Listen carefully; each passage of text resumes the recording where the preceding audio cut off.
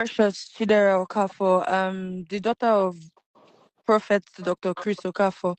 I used to live with him years ago and I left around 2020.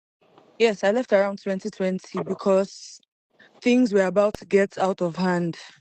While I was living in the house, amongst all my siblings, I'm the only one from my mother, while the four of them are from a different mom.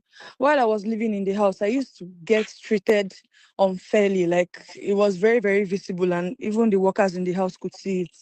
And one evening, he called me to his room that he wanted to speak to me. And Okay. after I went in, he was, standing behind the door. And then he locked the door and he said I should sit down. And I sat on his bed and he started speaking to me. He started telling me that he knows that I always feel bad because of how he treats me differently from my siblings. But he's only doing that because he loves me. And he wishes that fathers could marry their daughters, that he would have gotten married to me. And that was when he started to touch me, like touch me all over my body.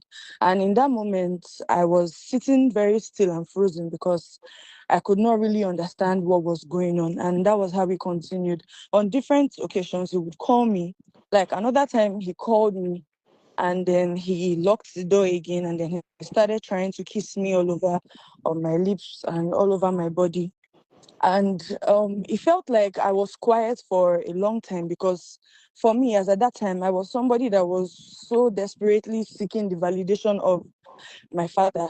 I was alone in the house. I didn't have any siblings of my own. So the fact that he was, talking to me, at least like for me, all I was thinking about at that time was, okay, if this is going to at least make my dad talk to me, if this is going to make him treat me equally and fairly, then okay. And there was a day I had a terrible dream. And as a man of God that he is, I went to meet him so we would pray together. And that was the night that he almost penetrated me, but it didn't happen. I think he saw how scared I was and how I was sweaty and shaky on the bed. So he said I could leave and I left. And that was when I was able to use a teacher's phone in school and I decided to tell my mom about all that was going on. Then the next week or a few days after, she came to get me from the house. And that Hmm. was how I left. How old were And you then? um I was about 14, 15 years old at that time. Wow. So when you told your mom, what did she do about it? She cried so much and she was serving at that time. She was in a, I think she was in the northern state. So she had to come back, like she had to calm down. And mind you, I don't know if I should put this out there, but he also forcefully had his way with my mom when she was 15. That was how she was pregnant. That You was how raped, she got pregnant. you raped your mom? Yes, You were born out of yes, rape? yes, out of wedlock, yes. Wow. When she was just 15, she used to attend this church and she was in the choir.